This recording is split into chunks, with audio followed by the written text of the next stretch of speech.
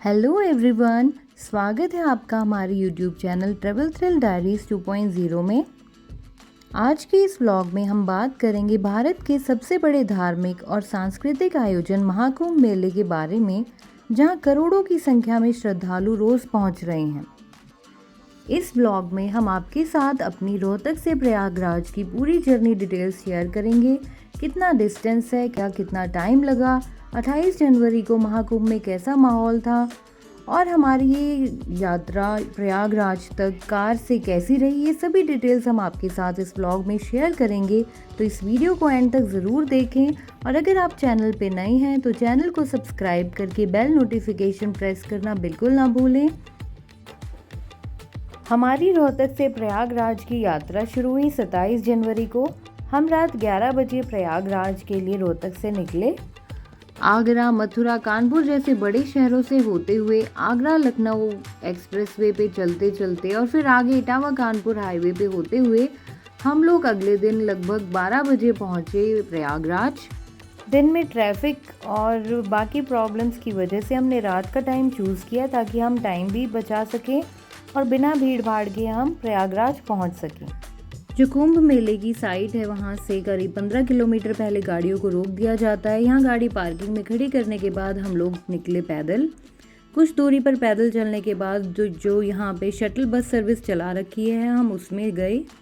श्रद्धालुओं की सुविधा के लिए गवर्नमेंट ने काफ़ी अच्छी शटल बस सर्विस यहाँ चला रखी है। बस आपको एक पॉइंट पे छोड़ेगी जहाँ से फिर से आपको पैदल चलना पड़ेगा।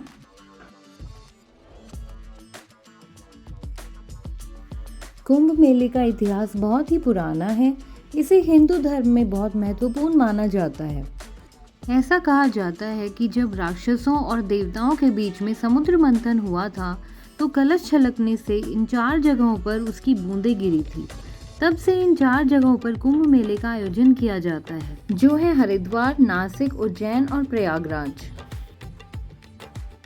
इन्हीं स्थानों पर हर 12 साल में लाखों श्रद्धालु आते हैं, जिससे यह मेला भव्य रूप से आयोजित होता है। महाकुंभ मेला सिर्फ एक धार्मिक अनुष्ठान नहीं है, बल्कि यह सामाजिक और सांस्कृतिक दृष्टि से भी बहुत महत्वपूर्ण है। यहाँ हर धर्म, जाति और पंथ के लोग एक साथ आते हैं। इस मेले में साधु संतों का बड़ा योगदान होता है। यह मेला न केवल धार्मिक आस्था को बढ़ावा देता है, बल्कि यह भारतीय संस्कृति और परंपरा का एक जीवित उदाहरण भी है। करीब 5 किलोमीटर पैदल चलने के बाद हम जो प्रयागराज मेला है उसकी जो मेन जगह है वहाँ पहुँच गए हैं। आप ये जो साथ में पंडाल देख रहे हैं, बड़े बड़े यहाँ पंडाल भी लगाए गए हैं अलग अलग आश्रमों द्वारा। ये बड़े बड़े साधु संत हैं, उनके जो फॉलोअर्स हैं उनके लिए भी ये पंडाल बनाए गए हैं। और यहाँ भजन, कीर्तन, सत्संग और झांकियाँ वगैरह ये चलती रहेंगी जब तक ये कुंभ मेला रहेगा यहाँ पे। यहाँ लॉस्ट एंड फाउंड सेंटर है कि अगर आपका कोई करीबी यहाँ खो जाता है तो आप वहाँ जाके रिपोर्ट कर सकते हैं। सरकार ने यहाँ बहुत अच्छी फैसिलिटीज़ दी हैं। इमरजेंसी फैसिलिटी है, मेडिकल फैसिलिटी है। इस मेले के भव्य आयोजन के लिए इतनी पुलिस फोर्स यहाँ तैनात की गई है, लेकिन उम्मीद से कहीं ज़्यादा लोग आने की वजह से यहाँ थोड़ी बहुत प्रॉब्लम हो रही है। यहाँ आपको हर जगह वॉलंटियर्स भी खड़े मिलेंगे जो आपको ज़रूरत के टाइम पे हेल्प कर देंगे। कार पार्किंग के बाद हम लगभग 3 घंटे में यहाँ पहुँचे हैं और अभी भी आगे जो मेन संगम पॉइंट है वहाँ तक पहुँचने में अभी और पैदल चलना पड़ रहा है। और जैसे हम आगे जाते जा रहे हैं भीड़ बहुत ही ज़्यादा बढ़ती जा रही है। करोड़ों की संख्या में यहाँ लोग मौजूद हैं। लोग आते जा रहे हैं, जाते जा रहे हैं। कल यानी 29 जनवरी को मौनी अमावस्या का बड़ा स्नान है। एक सजेशन हम देना चाहेंगे आपको कि अगर आप यहाँ आने का प्लान कर रहे हैं तो किसी स्नान वाले दिन बिल्कुल ना आए, क्योंकि यहाँ भीड़ बहुत ही ज़्यादा है। अगर आप यहाँ छोटे बच्चों को लेके आएंगे तो बच्चे परेशान हो सकते हैं, बीमार पड़ सकते हैं, इसलिए आप ज़्यादा छोटे बच्चों को यहाँ लाना अवॉइड करें। और अगर आपके साथ बड़े बुजुर्ग लोग आ रहे हैं तो आप कोशिश करिए कि आप उन्हें स्नान वाले दिन ना लेके आएँ, क्योंकि स्नान वाले दिन 15 से 20 किलोमीटर आपको पैदल चलना पड़ सकता है और बाकी दिन भी आपको 4 से 5 किलोमीटर पैदल चलना पड़ेगा। इसलिए अगर ज़्यादा बड़े उम्र के लोग हैं और अगर उन्हें चलने में कोई प्रॉब्लम है तो आप उनके लिए व्हील चेयर साथ में ज़रूर लेके आएँ।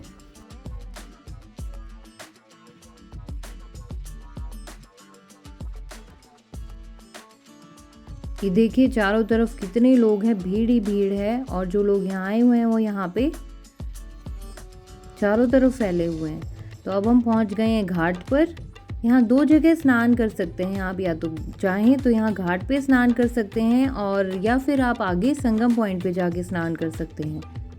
यहाँ से थोड़ी दूर पे आगे संगम पॉइंट है, तो वहाँ तक जाने के लिए आपको नाव लेनी पड़ेगी। ये देखिए बहुत सारे लोग यहीं पे स्नान कर रहे हैं, लेकिन हम जाएंगे आगे संगम पे। संगम में गंगा, यमुना और सरस्वती इन 3 नदियों का संगम माना जाता है। और माना जाता है कि यहाँ सरस्वती नदी भी है, पर वो अब विलुप्त हो चुकी है, इसलिए दिखाई नहीं देती। हम अपने आप को बहुत लकी समझते हैं कि हमें यहाँ महाकुंभ के टाइम पे प्रयागराज आने का मौका मिला और हम यहाँ स्नान कर पाएंगे। घाट से संगम पॉइंट तक जाने के लिए 15 से 20 मिनट लगेंगी। और आप भीड़ देख सकते हैं संगम पॉइंट तक जाने के लिए कितने लोग हैं और कितनी नाव यहाँ लाइनों में लगी हुई हैं। हम यहाँ 28 जनवरी को आए हैं और कल बड़ा स्नान है, इसलिए ये लोग जो संगम पॉइंट तक नाव हमें लेके जा रही है, ये लोग बहुत ज़्यादा हमसे पैसे ले रहे हैं। 1000 रुपये ये एक सवारी के मांग रहे हैं संगम तक जाने के लिए, जबकि बाकी दिन ये 100-150 रुपये में ले जाते हैं। तो हमने यहाँ से लेके संगम पॉइंट तक के 1000 रुपये एक सवारी के लिए दिए। सबको लाइफ जैकेट पहनाई गई है, क्योंकि लाइफ जैकेट पहना मैंडेटरी है। आप भीड़ यहाँ देख सकते हैं, नाव में लोग बैठे हुए हैं और नाव में बैठने के लिए लोगों की भीड़ चारों तरफ कितनी है। बोट से अगर आप संगम पॉइंट जाना चाहते हैं तो ये आप सनराइज से सनसेट के बीच में जा सकते हैं। शाम 5 बजे के बाद बोट बंद हो जाती हैं। और घाट पे आप किसी भी टाइम नहा सकते हैं, लेकिन संगम पॉइंट पे नहाने के लिए आपको सुबह सनराइज से सनसेट के बीच का ही टाइम चूज़ करना पड़ेगा।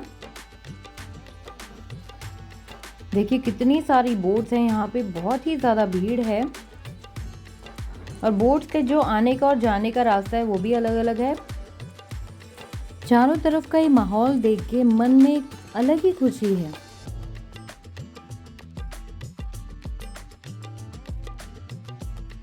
अगर आप अकेले आ रहे हैं तो आप अपने मोबाइल और बाकी जो कीमती चीज़ें हैं उनका बहुत ध्यान रखें। और अगर आप ग्रुप में आ रहे हैं तो फिर तो कोई प्रॉब्लम ही नहीं है, आप बारी बारी स्नान कर सकते हैं। पानी का बहाव काफ़ी तेज़ है। बहुत ही खूबसूरत नज़ारा है ये।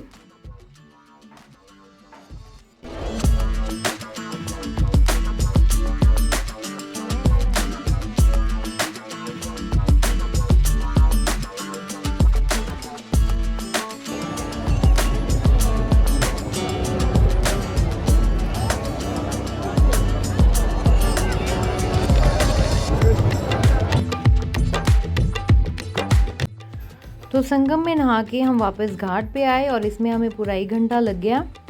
वैसे तो हमारा प्लान था कि कल हम मौनी अमावस्या के दिन भी यहीं रहेंगे, लेकिन यहाँ भीड़ देख के हमने अपना प्लान थोड़ा चेंज कर लिया है। और यहाँ आसपास जो होटल रूम्स हैं वो एक नॉर्मल होटल रूम भी आज 5 से 6 हज़ार का मिल रहा है। और यहाँ भीड़ भी बहुत ज़्यादा है, तो हमने प्लान किया है कि अब हम बनारस जाएंगे और वहाँ स्टे करेंगे।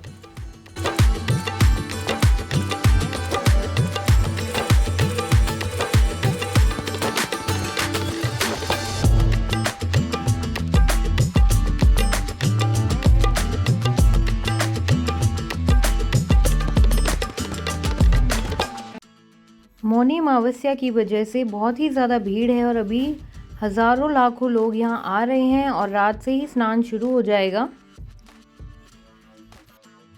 अगर आप स्नान वाले दिन यहाँ आते हैं तो आपको 15 से 20 किलोमीटर तक परेशान होना पड़ेगा। आपको पैदल भी चलना पड़ सकता है, लेकिन अगर आप बाकी दिनों में आते हैं तो आपके बाकी दिनों में इतनी प्रॉब्लम नहीं होगी। बाकी दिन भी आपको पैदल चलना पड़ सकता है 4 से 5 किलोमीटर, लेकिन वो फिर भी कम है। और यहाँ नॉर्मल जो ऑटो रिक्शा जो मिलती हैं उनका रेट जो नॉर्मल दिन में रहेगा वो नॉर्मल रहेगा, लेकिन आप अमावस्या और स्नान वाले दिन अगर आते हैं तो इनके रेट डबल और से ट्रिपल भी हो सकते हैं।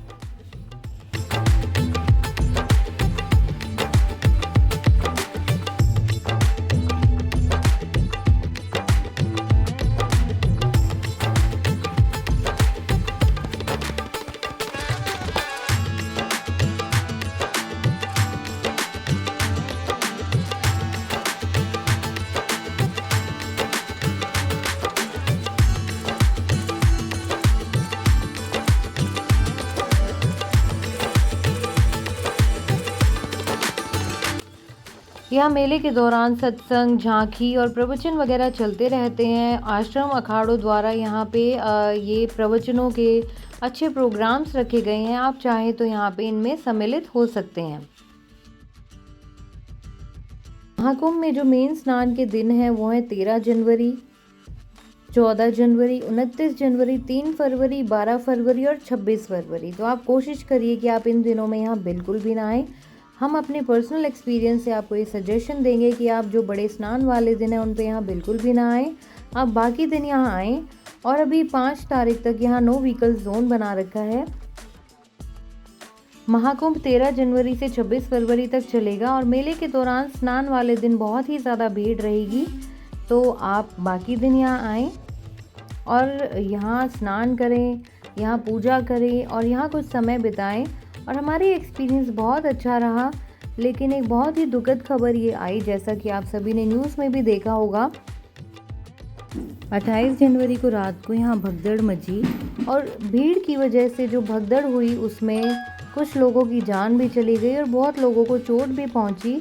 इसीलिए हम आपको सजेशन दे रहे हैं कि आप यहाँ पे छोटे बच्चों को ना लेके आएँ और ज़्यादा बड़े बुजुर्ग लोग हैं उनको भी ना लेके आएँ। तो ये था हमारा महाकुंभ की यात्रा का एक छोटा सा विवरण। आपको अगर हमारा ये वीडियो पसंद आया हो तो वीडियो को लाइक करें, कमेंट करके हमें फीडबैक ज़रूर दें और अगर आप चैनल पे नए हैं तो चैनल को सब्सक्राइब करके बेल नोटिफिकेशन प्रेस करना बिल्कुल भी ना भूलें। And thanks for watching our video.